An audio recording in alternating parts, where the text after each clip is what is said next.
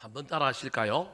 바울 사도의 세 가지 부탁. 바울 사도의 세 가지 부탁. 자, 데살로니가 후서는 바울 사도가 약 4주, 정확하게 따지면 세 안식일 동안 전도하고 세웠던 교회인데, 이 교회가 얼마나 예수를 잘 믿었는지, 비록 연조가 짧고 신앙에 간 믿은 사람들로 모여 있는 교회였지만 교회가 참 부흥했고, 그리스 지역에 있는 북부에 있는 아가야와 마게도냐와 남쪽에 있는 아가야라고 하는 지역에 본이 되는 교회였습니다. 근데 이 교회의 문제는 어떤 문제들이 있었느냐 하면, 외부적으로는 고난이 있었고요, 내부적으로는 이단의 문제가 있었는데, 이 데살로니가 후서는 특별히 거짓 선지자들, 영지주의자들을 비롯한 거짓 선지자들이 예수 그리스도의 재림에 대하여 많은 사람들을 혼란스럽게 했던 문제를 해결하기 위하여 쓴 편지입니다. 데살로니가 전서가 이단에 대하여 이야기하는 것보다는 어떻게 하면 이 고난을 이기고 더 신앙을 성장시키고 성숙시킬 것인가에 대한 초점이 맞춰 있다면, 데살로니가 후서는 재림의 문제와 관련한 이 영지주의자들의 미혹에 어떻게 하면 넘어가지 않을 것인가에 대한 이야기를 다루고 있습니다. 그래서 많은 사람들이 데살로니가 후서는 별로 재미가 없을 뿐만 아니라 우리와 동떨어진 이야기라고 생각합니다. 그런데 데살로니가의 후서는 오늘을 살아가는 우리에게는 종말 신앙이라고 하는 큰 주제를 던져주고 있습니다. 재림이 있느냐 없느냐, 왔냐 오지 않았느냐, 이 문제를 넘어서서 오늘을 살아가는 우리 그리스도인들이 현재 세상에 땅을 디디고 이 세상의 문화와 가치와 법칙 속에 어쩔 수 없이 우리도 영향을 받고 살지만, 그럼에도 불구하고 우리의 시민권이 저 하늘나라에 있고 언젠간 저 나라를 향하여 가야 할 사람이라고 한다면, 그 나라가 언제 올지는 알 수 없지만 그 나라가 오기 전까지 우리가 어떻게 살아야 하느냐, 너무 초월적으로 현실을 무시하고 살아서도 안 되고 너무 현실에 매여 있어도 살면 안 되는 이 절묘한 균형을 가지고 살아야 하는 일들에 대한 신앙을 우리에게 전해주고 있습니다. 지난주에 그것과 관련하여 제가 여러분에게 말씀드렸던 것 중에 하나가, 이 종말 신앙의 가장 큰 핵심이 어떤 것이냐 하면 바로 주님이 강림하실 그날에 내가 영광이 되도록 사는 거다. 그것을 큰 종말 신앙의 주제라고 말씀드렸습니다. 그게 몇 절에 나오느냐 하면, 오늘 본문 앞에 있는 1장 10절에 예수 그리스도의 종말을 믿고 기다리는 사람은 내 삶의 큰 방향, 큰 줄기가 어떤 줄기를 가져야 되느냐 하면, 세세한 스킬은 몰라도 일단은 큰 방향 하나는 내가 하나님께 영광을 돌리고 나 때문에 하나님이 영광을 받으시고 그것 때문에 하나님 나도 영광 가운데로 들어가게 해주시는 것이라는 거예요. 자, 1장 10절 말씀을 우리 화면을 보고 같이 한번 읽어볼까요? 시작. 그날에 그가 강림하사 그의 성도들에게서 영광을 받으시고 모든 믿는 자들에게서 놀랍게 여김을 얻으시리니 이는 우리의 증거가 너희에게 믿어졌음이라. 자, 주님 오신다라는 거예요. 그 오시는 날에 우리의 삶이 이제 결산받을 터인데, 그때 그의 성도들에게 뭘 받으시고요?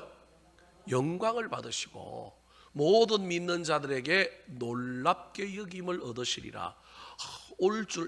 오지 않을 줄 알았는데 왔고요, 왔는데 언제 올 줄 몰랐는데 딱 왔단 말이에요. 그래서 다들 놀랬단 말이에요. 놀랬지만 그 놀람 속에 우리의 삶을 통하여 오신 주님 앞에 영광을 돌리는 삶을 산 사람들이 있는데, 그 사람들이 제대로 된 종말 신앙을 가지고 사는 사람들이다.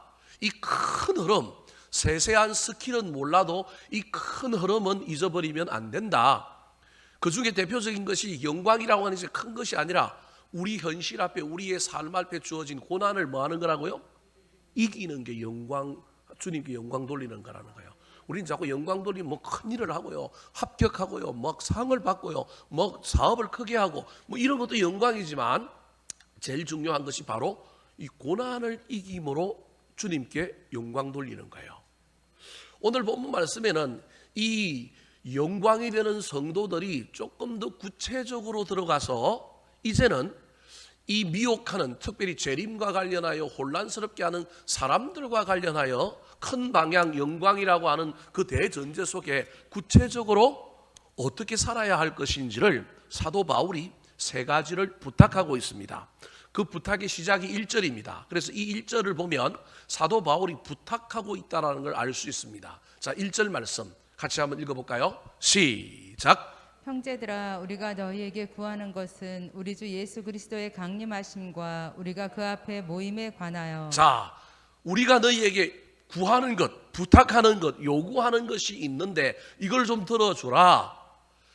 내가 요구하는 건 뭐와 관련이 있느냐 하면 이 땅에서 어떻게 살 것인가에 대한 문제는 이미 1장에서 이야기했고, 영광이 되는 성도의 모습에 대해서는 이야기했고, 이제 너희들을 자꾸 미혹하고 힘들게 하는 이 거짓 선지자들과 관계에 관련하여 너희들이 어떻게 대처해야 될지를 내가 부탁할게. 그러면서 우리 주 예수 그리스도의 강림하심과, 주님 강림한다라는 거예요. 뿐만 아니라 우리가 그 앞에 나중에 뭐 할 거다? 모일 거다. 여기에 관하여 딴소리하고 있는 사람들을 대하여 너희들이 어떻게 대처하고 어떻게 준비해야 될지 내가 이제 부탁할 터이니 그 부탁을 잘 기억하여 그대로 살아라는 거예요. 여러분, 이 이야기는 종말의 문제뿐만 아니라 어쩌면 오늘을 살아가는 우리에게도 사도 바울이 부탁하고 있는 내용입니다.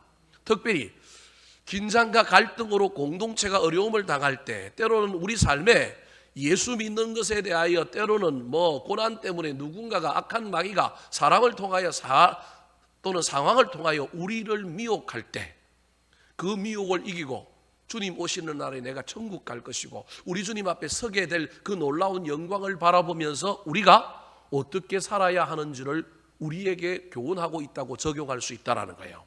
자, 그렇다면 이 사도 바울이 이 갈라디아 교인들에게 자신들을 미혹하는 이 영지주의 이단, 특별히 재림과 관련하여 오해하게 만들고 혼란스럽게 만드는 이 이단들을 대처하기 위하여 무엇을 부탁하고 있을까요? 오늘을 살아가는 저와 여러분이 흔들리지 않고 미혹되지 않고 예수 그리스도를 제대로 믿고 저 천국까지 가기 위하여 우리도 무엇을 준비하며 살라고 바울 사도가 우리에게 부탁하고 있을까요? 첫 번째입니다. 따라하시겠습니다. 소문에 흔들리거나 두려워하지 말라. 소문에 흔들리거나 두려워하지 말라. 오늘 본문의 소문이라고 하는 단어는 구체적으로 나오지 않습니다. 제가 쓴 말입니다. 그런데 사도 바울은 흔들리거나 두려워하지 말라고 분명히 말합니다. 자, 2절 말씀 같이 한번 읽어볼까요? 2절 시작. 영으로나 또는 말로나 또는 우리에게서 받았다 하는 편지로나 주의 날에 이르렀다고 해서 쉽게 마음이 흔들리거나 두려워하거나 하지 말아야 한다는 것이라. 자, 1절을 다시 한번 보여주시겠어요? 자, 앞에 1절을 한 번만 다시 보여주세요. 1절에 보면 마지막에 뭐라고 얘기했느냐 하면 주 예수 그리스도의 강림과 우리가 그 앞에 모임에 관하여, 이게 지금 소문의 주제인 거예요.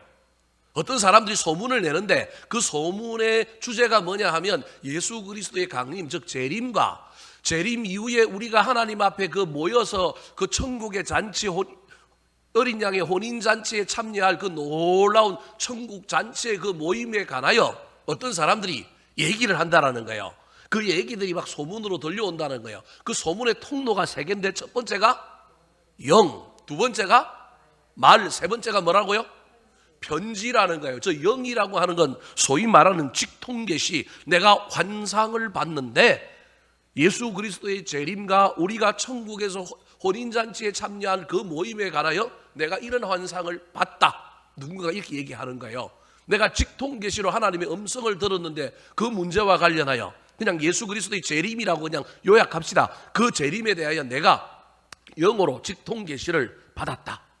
두 번째로는 말로나라고 하는 말은 오늘날로 치면 설교나 성경 공부를 통하여 이런 말입니다. 말로나 성경 공부를 통하여 예수 그리스도의 재림에 대하여 너희들이 어떤 걸 배웠다라는 거예요. 직통계시자들의 예언과 그 환상을 통하여 이 재림에 대하여 배웠고요, 들었고요. 또 그 당시에 사도들이나 랍비들이나 많은 사람들이 순회 전도자들이 있었는데 그 사람들이 설교나 성경 공부를 통하여 이 재림에 관하여 말해준 소문을 들었다는 거예요. 그게 말로나예요. 세 번째가 또 어떤 소문이 들려왔느냐 하면 어떤 사람이 사도 바울이나 베드로 사도나 12 사도들에게 뭘 받았다고요? 편지를 받았는데 그 편지에 재림에 대하여 뭐라고 코멘트를 했다라는 거예요. 그러니까 자기의 권위를 높이기 위하여 누구의 권위를 빌려오느냐 하면 목사님의 권위를 빌려오고 누구의 권위를 빌려와가지고 자기들 주장을 하는 거예요. 영어로나 말로나 편지로나 이런 세 가지 수단을 써서 그들이 주장했던 하나님의 재림에 대하여, 예수 그리스도의 재림에 대하여, 그 이후에 천국 잔치에 대하여, 모임에 관하여 그들이 저 세 가지 통로를 통하여 막 이야기를 했는데 그 이야기의 결론이 뭐예요? 주의 날이 일어났다. 다르게 얘기하면 재림은 이미 뭐 했다? 일어났다. 그렇게 말한다라는 거예요. 그렇게 말함으로 초대교회 교인들이 신앙생활을 열심히 하고 있는데, 천국의 소망을 가지고 예수 그리스도 오실 날을 바라보며 열심히 살고 있는데 자꾸 왔다라는 거예요. 그럼 나는 기다리는 게 뭐냐는 거예요. 왔다고 얘기하는데 어디 왔냐 그러니까 영지로 왔다라는 거예요. 보이지 않는 최고의 지식으로 왔다는, 그노시스라고 하는 지식으로 왔다라는 거예요. 아니, 우리 예수님은 올라가신 대로 온다 그랬는데 아니다, 그 신은 가짜 신이다. 그러면서 자꾸 현혹되게 만든다라는 거예요. 2절을 다시 보여주실까요? 그러면서 이런 사람들의 말에 뭐 하지 말라고요? 쉽게 마음이 흔들리거나 두려워하지 말아라. 사랑하는 성도 여러분, 저와 여러분이 신앙생활할 때 긴장과 갈등의 상황 속에 때로는 공동체 안에 분란이 일어나거나 우리가 어떤 비전을 품고 무엇을 향하여 달려갈 때 자꾸 그것을 향하여 나아가는 일들을 가로막게 되는 어떠한 소문이 들려올 때 저와 여러분은 시간이라고 하는 하나님의 심판자에게 잠시 유보하고 맡겨볼 필요가 있습니다. 당장 그 시간에 뭔가를 판가름 내려고 하지 말고 시간을 두고 내가 판단하는 걸 좀 미루고 지켜보면 제일 중요한 건 시간의 판단자가 틀린 사람, 옳은 사람 다 정리하게 해줄 겁니다. 그것도 힘들면 좀 빨리 알고 싶으면 먼저 하나님 앞에 물어야 합니다. 그런데 우리 인간이 기가 있기 때문에 하나님의 음성을 들으려고 하는 것이 아니라 자꾸 들려오는 소문, 다른 사람들의 이야기에 휩쓸리는 거예요. 내 비전만 해도, 내 꿈만 해도 내가 이걸 향하여 달려가야 되는데 자꾸 옆에서 그거 안 돼, 잘못됐어라고 이야기하면 물론 그 말이 맞을 수도 있지만 정말로 내가 하나님께 확신 가운데 받은 말씀을 붙들고 가는 길이라고 한다면 뭐 하지 말아야 한다고요? 흔들리지 말아야 되고요. 그 사람들이 하면 야 그거 가봤자 큰일 나, 그런 이야기에 두려워할 필요가 없다는 것입니다. 사랑하는 성도 여러분, 제일 흔들리지 말아야 할 것, 제일 두려워하지 말아야 할 것이 무엇이냐 하면 구원입니다. 저와 여러분의 삶에 이거 흔들리면 안 됩니다. 신앙생활을 수십 년간 하다가도 어느 날 갑자기 신앙이 흔들려서 불교로 가버리고 천주교로 가버리고 신앙이 흔들려가지고 나는 그냥 안 나가 교인이 되는 사람들이 얼마나 많은지 모릅니다. 여러분, 초신자만 그러는 게 아닙니다. 우리 교회는 그래도 신앙을 떠난 사람들 그렇게 제가 보기엔 아직까지 그렇게 많지 않은 것 같은데, 제가 옛날에 부목사 하던 교회는 교인이 많기도 했지만 실컷 예수 믿고 직분 받아서 열심히 봉사하던 근사도 장로도 갑자기 교회를 떠나버릴 뿐만 아니라, 교회를 떠나는 게 아니라 교회 떠나는 거야 뭐 그죠? 또 다른 교회 가면 되잖아요. 근데 교회를 떠나는 것이 아니라 어디를 떠난 것처럼 보이느냐 하면 물론 천국에 가봐야 알겠지만 제 눈에는 교회를 떠나는 것이 아니라 구원을 떠나버린 거예요. 복음을 떠나버린 거예요. 믿음을 떠나버리는 거예요. 그럼 이것처럼 안타까운 일이 어디 있습니까? 그 사람은 저게 흔들린 거예요. 사랑하는 성도 여러분, 흔들리지 말아야 할 것, 두려워하지 말아야 할 것이 많은데 우리 그리스도인들이 최고로 흔들리지 말아야 될 건 예수 믿고 구원받는 거고, 저 천국에 대한 영원한 영생에 대한 진리는 흔들리면 안 됩니다. 더 나아가서 저와 여러분이 이 땅에 살아가는 동안에 내 인생에 하나님의 뜻 가운데 우리가 품고 있는 비전과 꿈들이 흔들리지 말았으면 좋겠습니다. 내가 소속되어 있는 교회와 공동체와 어떤 것에 흔들리지 말았으면 좋겠습니다. 마귀는 흔드는 자고 성령은 뿌리를 깊이 내리게 하시는 분이라고 하는 사실을 잘 기억하여 저와 여러분이 있는 곳에서 흔들리지 말고 때로는 우리 주님께 물으며 우리 주님의 뜻을 잘 분별하며 끝까지 달려가게 되시기를 우리 구주 예수 그리스도의 이름으로 축원합니다. 두 번째, 사도 바울이 이 갈라디아 교회 교인들을 향하여 특별히 이 거짓 선지자들이 일어나서 재림에 대하여 미혹하는 이것에 대하여 무슨 부탁을 하고 있을까요? 따라 하시겠습니다. 미혹되지 말고 배교하지 말라. 미혹되지 말고 배교하지 말라. 사탄은 한 번 공격하고 마는 존재가 아닙니다. 고난은 한 번 오고 마는 것이 아닙니다. 한 번 이겼다고 끝나는 것이 아닙니다. 흔들리지 않고 여러분 두려워하지 않는 사람, 저 사람은 안 돼, 내비두고 그냥 갈까요? 그렇지 않다라는 거예요. 그 다음에는 꽃입니다. 상황과 환경 속에 뒤흔들어서 넘어지게 만들고 자빠지게 만들려고 했는데 그게 되지 않으면 이제는 미혹하게 됩니다. 3절 말씀 같이 한번 읽어볼까요? 3절 시작. 누가 어떻게 하여도 너희가 미혹되지 말라. 먼저 배교하는 일이 있고 저 불법의 사람 곧 멸망의 아들이 나타나기 전에는 그날이 이르지 아니하리니. 자, 아까는 이미 왔다 그랬잖아요. 거짓 선지자들은 왔다 그랬잖아요. 임했다 그랬잖아요. 재림이. 근데 지금 베드로 사도는 뭐라고 얘기했냐면 이러지 아니했다라는 거예요. 그러니까 이러지 아니했는데 이르렀다고 하는 사람들의 이야기가 미혹인 거예요. 거기에 넘어가지 말라는 거예요. 미혹되지 말라. 미혹에 넘어가지 말라는 거예요. 자, 미혹에 넘어가면 어떻게 될까요? 배교가 일어납니다. 그런데 너희들 눈에 너희들이 배교하지 않을지라도 혹시 너희들이 지금 흔들리지 않고 너희들이 두려워하고 있지 않은 상태에서 미혹으로 넘어가려고 막 경계선에서 왔다 갔다 할 때 혹시 너희 주변에 이미 배교한 사람이 있는지 없는지 살펴보라는 거예요. 아, 배교하는 사람들이 있다라는 것은 주님이 왔다라는 거예요? 안 왔다라는 거예요? 안 왔다라고 이야기하는 거예요. 지금 역설적인 예를 하나를 드는 거예요. 베드로 사도가 저 사람들은 자꾸 왔다고 그러는데 주님이 오지 않았다라는 거예요. 오지 않았던 증거를 뭐라고 얘기하느냐 하면 우리 중에 같이 믿다가 뭐한 사람이 있다고요? 배교한 사람이 있다라는 거예요. 그러면 주님이 아직 안 왔다라는 거예요. 그럼 이게 말도 안 되는 얘기 같지만 이 얘기의 핵심이 뭐냐 하면 배교하는 사람이 있어야만이 주님이 오신다라고 하는 단순한 논리지만 이 안에는 하나님의 사랑과 구원의 이야기가 사실은 들어 있습니다. 배교하고 배교하지 않는 사람들 이 이야기 속에서 하나님께서 알곡과 쭉정이를 구별하려고 하는 놀라운 이야기가 숨어 있기 때문에 이미 영지주의자들은 예수 그리스도가 재림했다고 주장하는데 베드로 사도는 재림 안 했는데 재림 안 한 증거를 내가 너희들에게 이야기해 줄게.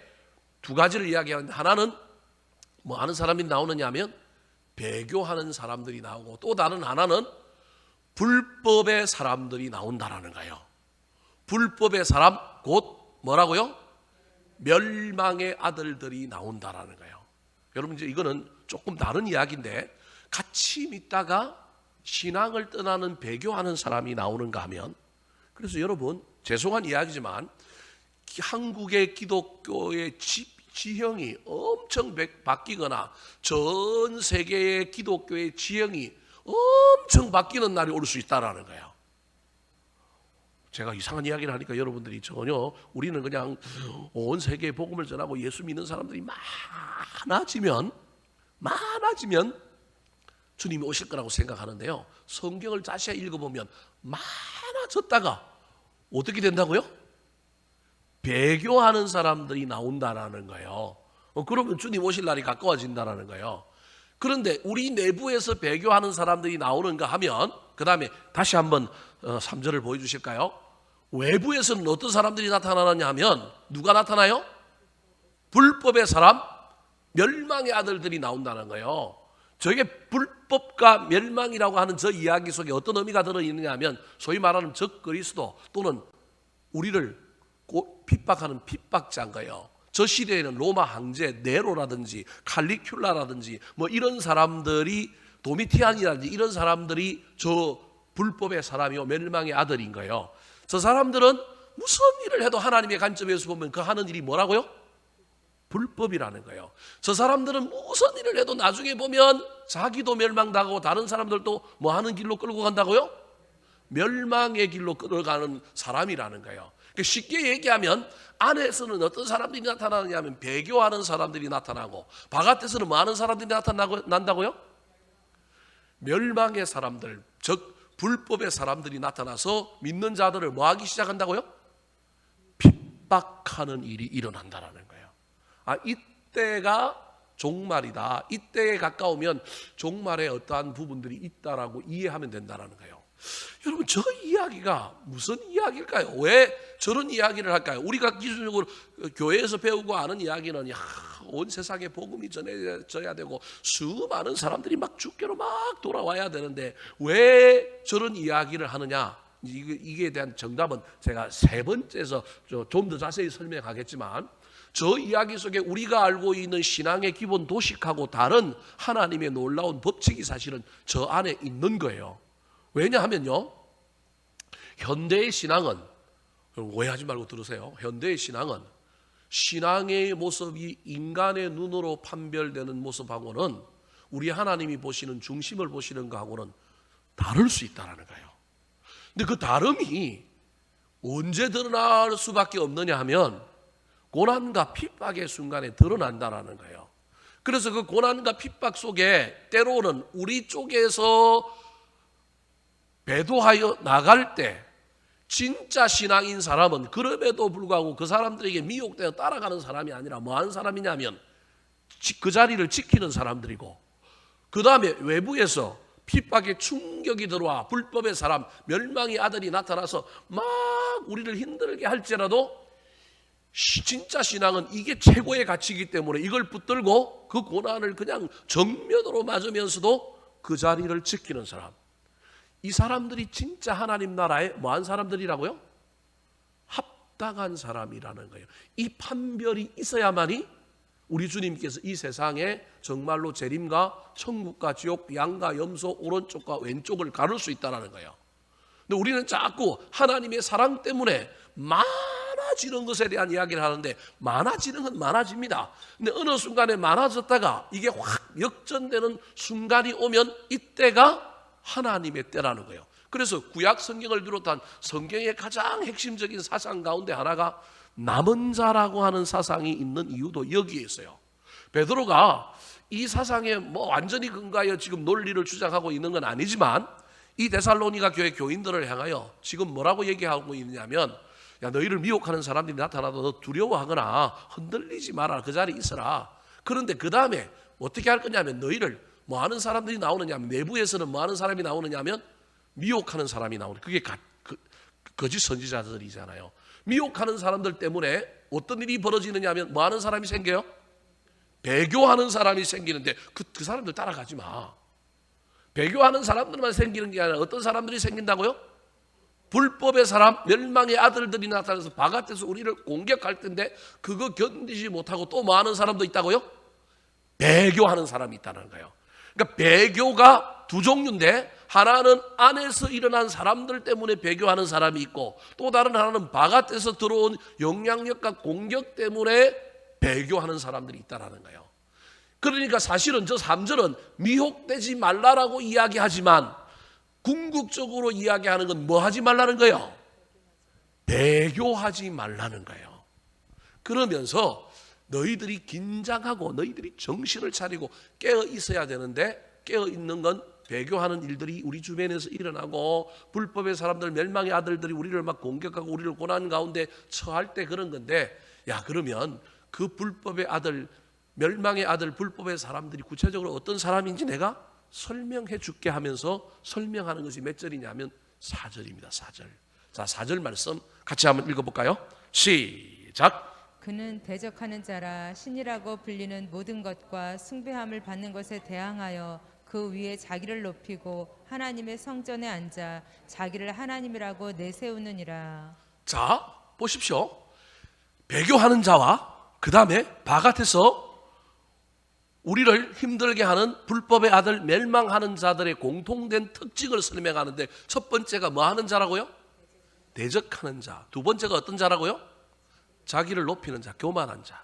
세 번째가 어떤 자라고요?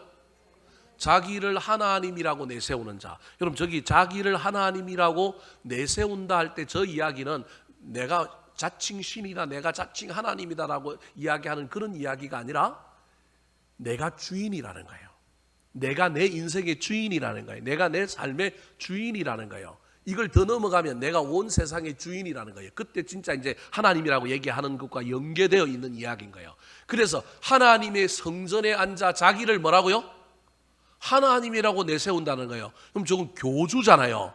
저거는 교주라고 하는 큰 맥락의 의미도 있지만 저와 여러분이 예수를 믿고 성전에 앉아 있으면서도 삶은 내가 뭐 되어 산다고요? 주인 되어 사는 사람을 자기를 뭐라고 내세운다고요? 하나님이라고 내세우는 사람이라는 거예요. 저 이야기 속에 두 가지가 다 들어있다는 걸 여러분이 이해하셔야 됩니다. 우리는 저걸 문자 그대로 하나님의 성전에 앉아서 자기를 하나님이라고 하면서 어떤 사람이 막 이단이 돼가고 교주가 돼갖고 막 이만희처럼 내가 하나님께 나를 섬겨라. 저것도 문맥적으로 드러난 의미이지만 저 이야기 속에는 그건 바깥에서 들어온 공격하는 사람의 이야기지만 내부에는 어떤 사람도 있느냐 하면 우리와 동일한 사람인데 저와 여러분인데 내가 예배를 드리면서도 내 안에 하나님이 없고 내가 하나님처럼 사는 거예요. 이게 바로 불법의 아들이요 불법하는 자요 멸망의 아들인 거예요. 이러다 보면 내가 나중에 뭐 하는 사람이 된다고요? 배교하는 사람이 되는 겁니다. 사랑하는 성도 여러분, 저와 여러분을 잘 살폈으면 좋겠습니다. 그래서 우리 주변에 미혹하는 사람이 있을 뿐만 아니라 나 또한 미혹하는 사람이 될 수 있다는 걸 살펴서 내가 대적하는 사람이냐 돕는 사람이냐, 내가 높이는 사람이냐 내가 겸손한 사람이냐, 내가 내 스스로를 하나님이라고 내세우는 사람이냐 아니면 내 안에 주님이 있어 난 그 주님을 따르고 내가 그 주님께 순종하는 사람이라고 말하느냐, 우리 자신을 잘 살피시기 바랍니다. 그걸 살피지 못하면 내가 하는 모든 일은 불법입니다. 내가 하는 모든 일은 끝내 결론은 뭘로 간다고요? 멸망으로 가게 될 것입니다. 정신을 차려서 저와 여러분의 삶에 누군가 미혹하는 사람이 있는지 잘 살펴보고 그 미혹에 쫓아가지 마시고 배교하지 말고 저와 여러분은 처음 신앙의 자리 그 자리에 잘 있었으면 좋겠습니다. 다행히 하나님께서 그럼에도 불구하고 이 미혹하는 자들이 공개적으로 활동하고 왕성하게 하지는 않았다라고 누구에게 이야기하고 있느냐 하면 데살로니가 교회 교인들에게 이야기를 하고 있어요. 이건 오늘날도 마찬가지입니다. 부분만 그들을 완전히 풀어준 것이 아니라 부분적으로만 두었다라는 거예요. 자, 7절 말씀 같이 한번 읽어볼까요? 7절 6절, 5절, 6절, 7절이 한꺼번에 다 저 7절 안에 들어있기 때문에 7절만 해석을 하도록 하겠습니다. 7절 시작. 불법의 비밀이 이미 활동하였으나 지금은 그것을 막는 자가 있어 그 중에서 옮겨질 때까지 하리라. 교회 안에 이미 배교하는 일도 있고 이미 여러분 아까 이야기했던 것처럼 대적하는 일, 그 다음에 교만하고 자기를 높이고 자기가 하나님을 내세우는 이런 일들이 이미 있지만 이 배교하는 일들을 가능하게 하는 미혹하는 거짓 선지자들 또는 바깥에서 공격하는 악한 자들의 그 고난과 핍박 뒤에서 우리를 힘들게 하는 그 자들의 활동을 무슨 활동이라고요? 불법의 비밀이라는 거예요. 그러니까 비밀리에 이미 그들이 사탄의 사주 안에서 교회를 깨뜨리고 하나님의 사람들을 배교하여 믿음 바깥으로 나가게 하려고 비밀이 활동하고 있다라는 거예요. 근데 그 활동은 아직 크지 못하다는 거예요. 아직 그들이 막 온 세상을 집어삼키고 아직은 하지 않는다라는 거예요.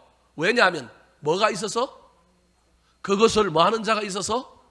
막는 자가 있어서 그렇다라는 거예요. 근데 나중에 저 막는 자가 하나님이에요. 사실은 하나님이 그걸 제어하고 하나님이 그걸 풀어주지 않았다는 거예요. 그걸 계시록에서는 뭐라고 얘기하냐면 저 악한 자들이 사탄이 뭐 이상한 것이 어디에 들어가 있느냐, 무저갱에 들어가 있는데 무저갱의 천사 중에 한 명에게 열쇠를 가져다가 그 무저갱을 여니까 그 무저갱에서 뭐가 막 나왔다는 이야기 계시록 할 때 여러분 들어봤습니까?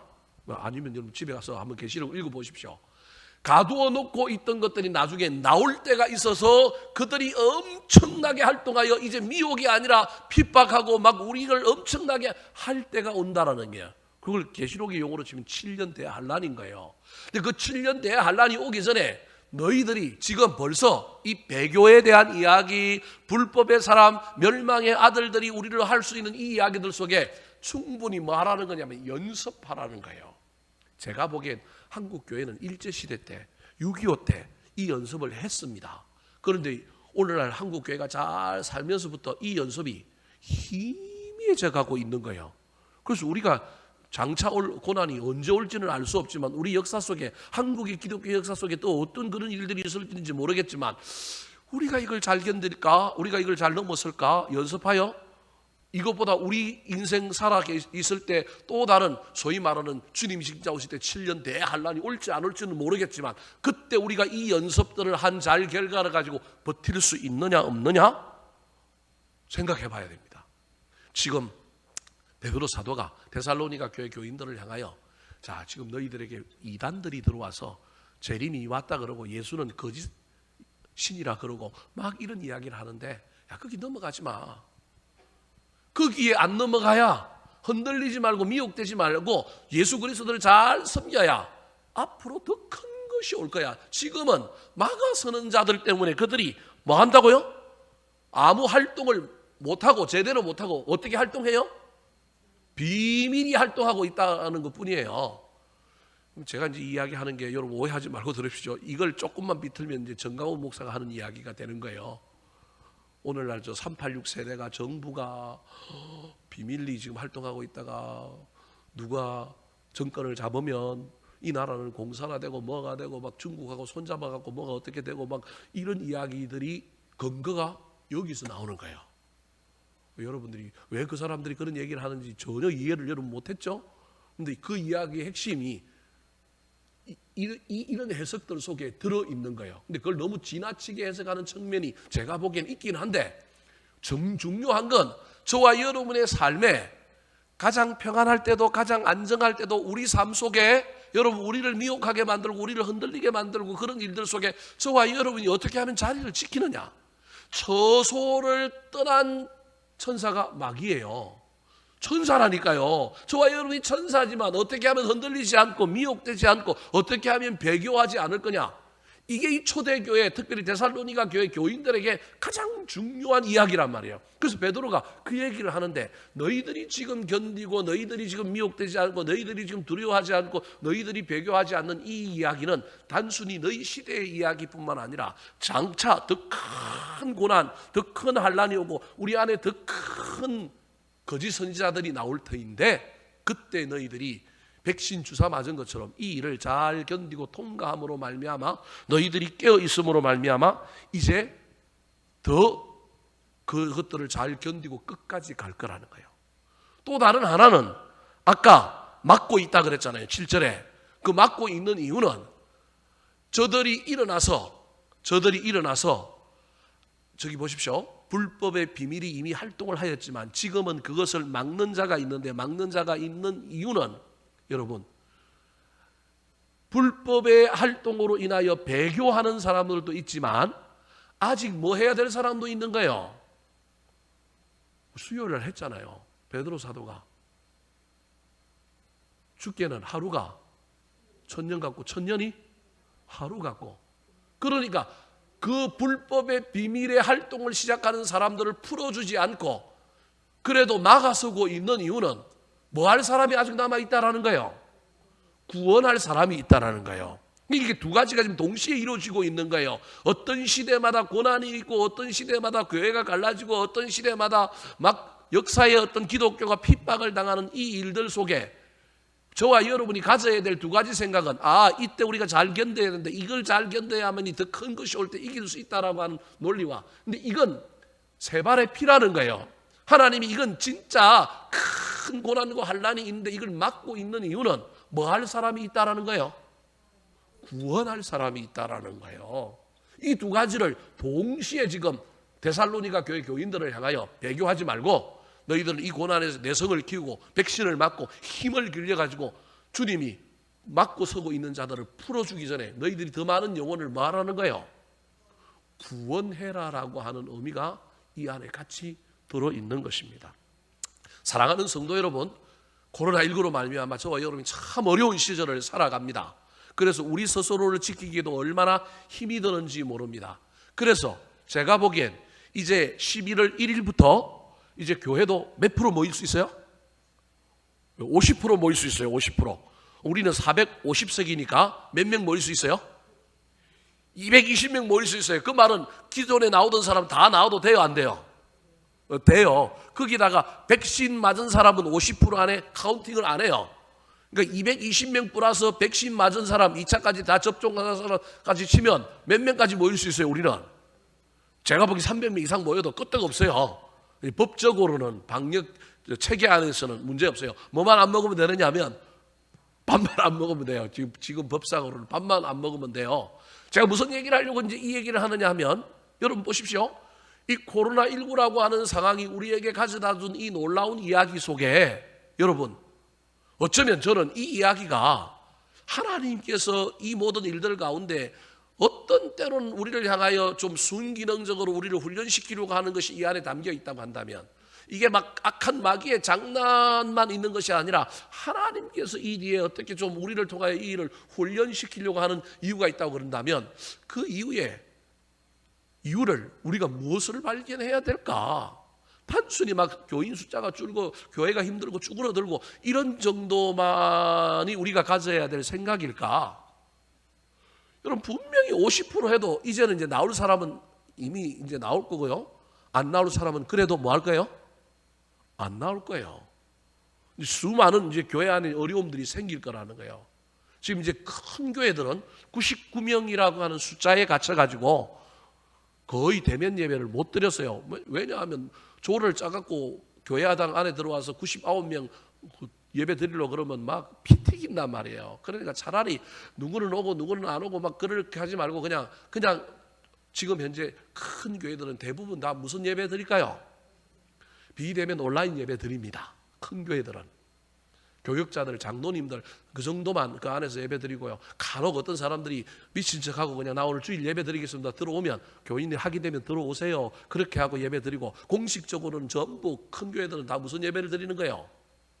비대면 온라인 예배를 드리는 거예요. 이제 다음 주부터 제가 오늘도 이제 몇몇 큰 교회 목사님들 만났는데, 큰 교회 목사님들이 이제 걱정하는 게 그거예요. 그동안 그래도 온라인이라고 하는 것 때문에 그냥 그렇게 예배를 드렸고 온라인에 들어오는 숫자들을 보면서 위안을 받았다라는 거예요. 그 온라인에 들어오는 숫자가 제가 아는 목사님 교회는 그래도 한 20% 정도 들어온대요. 그 이제 다음 주부터 1일부터 이제 시작해갖고 다음 주부터는 이제 50%가 될 텐데, 여러분 50%라도 거리두기 간격은 몇 미터를 유지해야 돼요? 잘 모르죠. 그냥 50% 얘기하면 안 돼요. 거리두기 간격은 2m를 유지하면서 50%인 거예요. 그러면 또 다 수용을 할 수 있어요? 없어요? 없어요. 그러니까 큰 교회 목사들은 걱정하는 거예요. 그래서 제가 큰 교회 목사한테 걱정하지 마라. 올지 안 올지는 해봐야지. 너 지금 다 올 거라고 생각하고 걱정하고 있지 않느냐. 한번 해보고 이야기해라. 그리고 부수를 늘리든지, 만약에 많이 오면 부수를 늘리든지. 교회 학교가 지금 다 무너져가고 교회 학교는 전부 온라인으로 한단 말이에요. 교회 학교 공간이 남으니까 거기다가 방송시설 해가지고 전부 수용하든지, 뭐 아이디어는 수도 없이 있지 않느냐. 오후 예배 드리는 것 없애고 예배 부수를 지금도 4부 5부 되는 걸 좀 힘들지만 7부 8부까지 한번 해봐라. 저거 안 되면 토요일부터 예배 드려가지고 토요일 저녁부터 주일 일부 해가지고 드려봐라. 자꾸 미리 걱정하지 말고 드려보고 난 다음에 해봐라. 난 드려보니까, 내가 드려보니까 난 별 걱정 없더라. 밥만 안 먹으면 된다. 그러면서 얘기를 했는데, 큰 교회 목사도 이게 걱정인 거예요.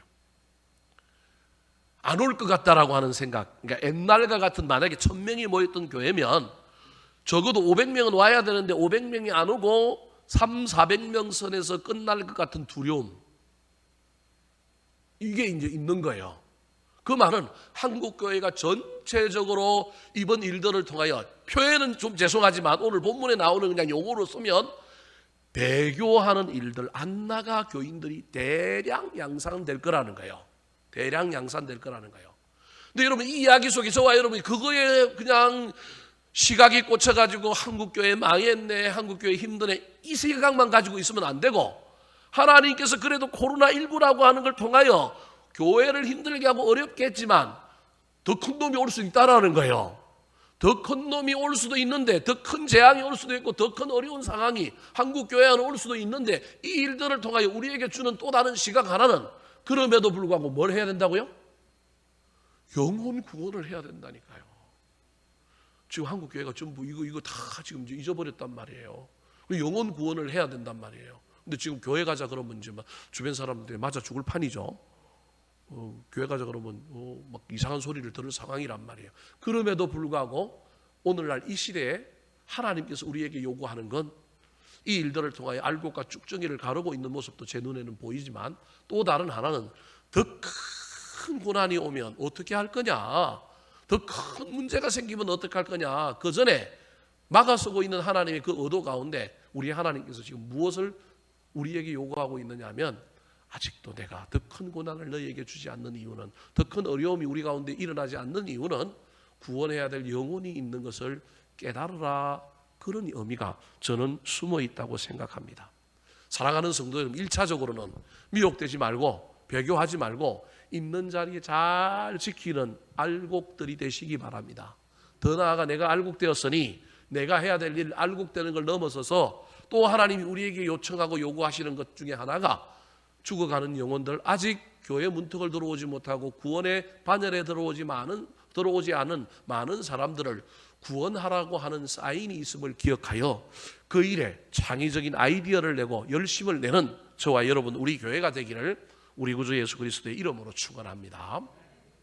마지막으로 이 사도 바울이 이 데살로니가 교인들을 향하여 부탁하고 있는 것이 무엇일까요? 따라 하시겠습니다. 반드시 있을 심판에 참여하지 말라. 반드시 있을 심판에 참여하지 말라. 자, 저 이야기는 제가 아무리 좀 가다듬다가도 잘 안 돼갖고 그냥 저렇게 두리뭉실하게 해석했는데요. 저 안에는 두 가지 제 설교의 논지가 들어있습니다. 하나는 이 이야기를 통하여 지금 바울 사도를 통하여 데살로니가 교인들에게 궁극적으로 하고 싶은 이야기는, 심판은 뭐 한다고요? 반드시 있다라는 거예요. 재림이 온다라는 거예요. 재림이 있다라는 거예요. 그러면 막 배교하는 사람들도 있고, 그 다음에 불법의 사람도 있고, 멸망의 아들들도 있는데 그 사람들 다 반드시 뭐 할 거라고요? 심판할 거라는 거예요. 그러니까 심판이 있음을 기억하여 너희들은 배교하지도 말고 미혹되지도 말고 신앙을 지켜라는 거예요. 근데 문제는 배교하거나 미혹되면 너희들도 거기에 넘어가기 때문에 너희들도 도매금으로 그 심판해야 될 진짜 사람들, 그 사람들 속에 너희들도 따라 심판이 임하게 될 거라는 경고의 메시지를 보내고 있는 거예요. 자, 8절 말씀 같이 한번 읽어볼까요? 8절 시작. 그때에 불법한 자가 나타나니 주 예수께서 그 입의 기운으로 그를 죽이시고 강림하여 나타나심으로 패하시리라. 배교하는 자가 있고 불법하는 자가 나타날 때 주님이 오신다. 아직 재림이 일어나지 않았다. 재림은 올 것이다. 그렇게 얘기하는 거예요. 근데 중요한 건 그 불법한 자들이 너희들을 괴롭히고 힘들게 할지라도 기죽지 말아라. 우리 주님께서 반드시 강림하셔서 나타나심으로 그들을 뭐 하신다고요? 패하시리라. 심판하신다는 것입니다. 그런데 그 심판하실 그 사람들도 뭐가 있느냐 하면 강한 능력이 있다라는 거예요. 하나님의 백성들에게만 능력이 있는 것이 아니라 그 불법한 자들에게도 강한 능력이 있어서 너희들을 괴롭힐 때 너희들이 힘들 테인데 그들 따라가지 말고, 그들이 능력이 있다고. 여러분, 귀신도 능력이 있어요, 없어요? 있잖아요. 근데 미혹되어 따라가지 말고 배교하지 말으라는 이야기를 9절과 10절 상반절에서 하고 있습니다. 자, 심판은 반드시 있는데 그 심판받는 사람들이 능력이 있다라는 거예요. 그 능력 때문에 믿는 우리가 미혹되어 넘어갈 수 있는데 그러면 안 된다는 이야기가 9절 10절입니다. 같이 한번 읽어볼까요? 시작.